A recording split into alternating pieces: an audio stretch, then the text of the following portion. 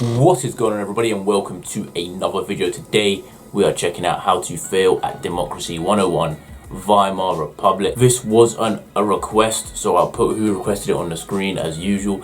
And yeah, if you hear any weird noises, there is construction going on outside, so it's unfortunate. I can't do anything about it. I'll try and dampen that noise as much as I can in the editing process, but I don't know what I can do. But like I said, this was a request.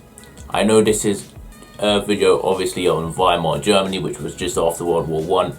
So yeah, this should be interesting. Be sure to request any videos you want me to watch and subscribe so you don't miss when I do react to those videos. But yeah, let's get into how to fail at Democracy Weimar Republic. Class, this is awkward. Listen, it might look like I bailed on you for over a year. That's it.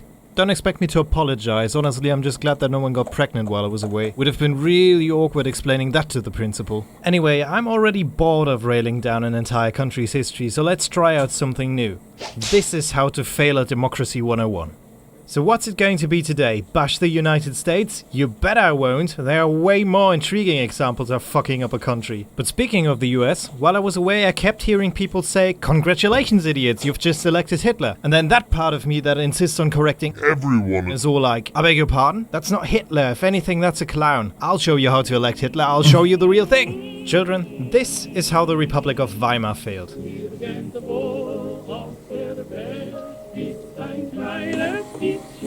Guys, The Republic of Weimar, named after that thing Goethe created in the Duchy of Weimar before all attention buggered off to the revolution of 1848, as it came bursting through the door, frantically flapping its willy around, was off to a rough start. Germany just lost the Great War, and the old elite that was in charge of this train wreck for the last couple of years fucked off to someplace else, so that the ruined economy and the bones of being the loser of the war was now resting on a democratic parliament that up to this point barely held any responsibilities whatsoever. But after a couple of years of turmoil, things were actually looking pretty good. The economy was roaring, Germany re-entered the international community and accepted the new borders, well, most of them, and that was largely thanks to three people: Friedrich Ebert, Gustav Stresemann, and that third one no one talks about. Stresemann is an interesting one. While he was chancellor for 1 year, he is regarded as one of the best foreign ministers to ever exist, goddammit. Most intriguing though is how he came to be. Technically he was a right-winger, but above all he was a realist. He used to support the emperor and only stopped doing that as it became clear to him that it's either democracy or receiving your mail armed while most of your neighborhood's on fire. And he did well. He was responsible for ending the occupation of the Rhineland, reconciliation with the Allies, first and foremost France, revised the Treaty of Versailles multiple times, he got on good terms with Soviet Russia and made Germany rejoin the League of Nations as a member of the Central Committee, no less. And all that in just 3 years while suffering from a life-threatening disease. Badass is no word to describe that man. However, he was far from being a saint. One could call him quite opportunistic when it comes to achieving his own goals. Also, his decision to accept all the new German borders except the one to Poland proved to be, well,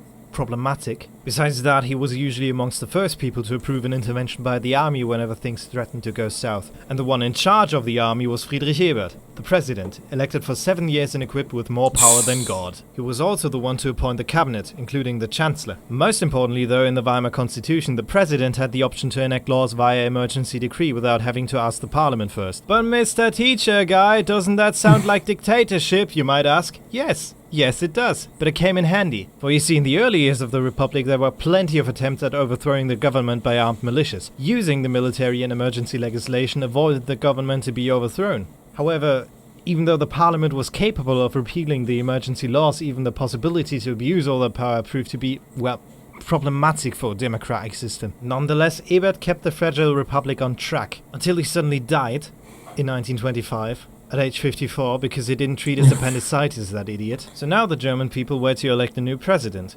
This is where hindsight comes in. In some aspects the Weimar Republic was an even more democratic system than today's Germany. The people even got to elect their head of state directly.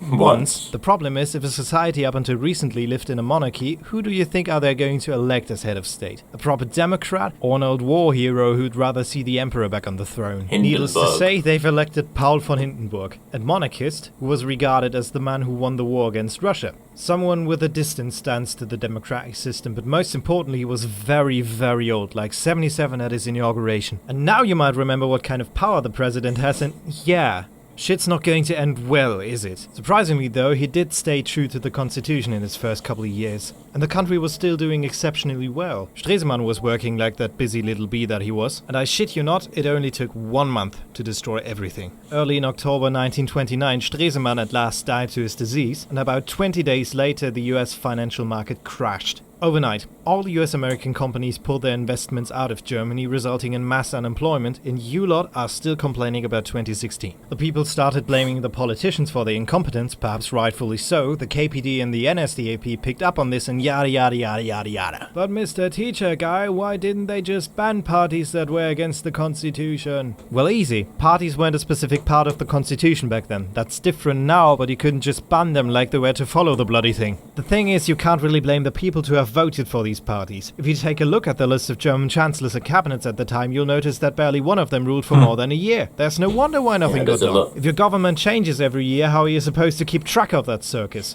Why even bother? Here's another thing that on paper sounds incredibly democratic but proved to be just as stupid. There were no restrictions on political parties. If your party got voted for, then congratulations, you're now part of the parliament. Sounds good, right? Many parties equals a lot of political representation, right? Well, the reality was that you had coalitions that depended on way too many parties. There were 2 different SPDs for fuck's sake. And it might have happened that if you were chancellor, you wake up one morning and realize that your cabinet has not the minority vote because that one bloke from the centralist Christian party of tilting your bowler hat slightly to the left had joined the opposition. So when the cabinets had a hard time securing their majority, how did any bills get made? Well, technically there was still the possibility for the president to take matters into his own hands and declare the state of emergency. And when old man Hindenburg heard that the great coalition of SPD and center parties had broken up in the light of the financial crisis, he decided to dissolve the parliament and scheduled re-elections in hope that the SPD, an old enemy of his since the days of the empire, would lose their influence. Of course, the reality was that it's been over half a year since the financial market crashed, mass unemployment was still a thing, and the common people were just tired of this shit. The next time the parliament came together, the communists and the Nazis had become major players, so there was just no way for the democratic parties to form a coalition, and Hindenburg had to appoint cabinets with a minority in parliament and ruled via emergency law exclusively. It's fairly easy to say that from this point on the German democratic system was factually dead. And when the people see that their higher-ups in Berlin just ignore their anger and are now literally ruling without a legitimately elected majority, what's the point of voting for democratic parties in the first place? The only thing preventing Hitler from becoming chancellor at this point was an old senile Paul von Hindenburg. That the opposition in parliament kept repealing his laws didn't make the situation any better, and after a lot of persuasion and maybe a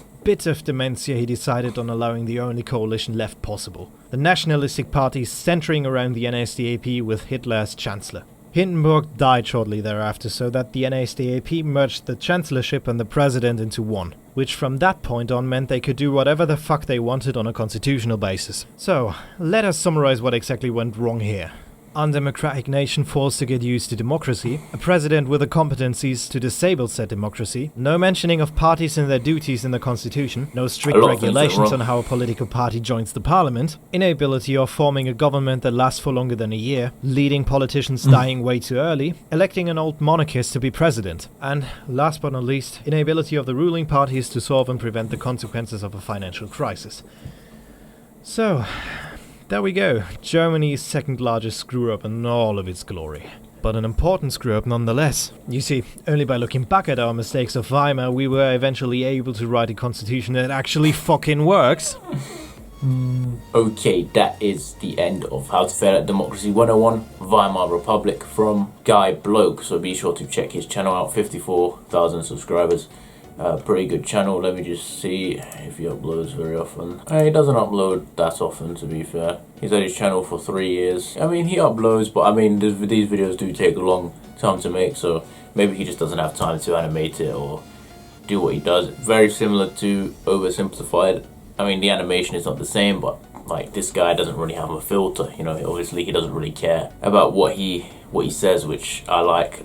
A very good video. Like I said, I did cover a lot of this in school, the Weimar Germany stuff. That was part of what I'd done in history, so yeah, I knew a lot of it already, but nonetheless, very good video. Be sure to go check out the other videos on his channel. Suggest any other videos you want me to watch. Does not just have to be history related, although right now we seem to be doing a lot of history related stuff. But yeah, thank you for watching. Be sure to leave a like, subscribe, and I will see you all next time.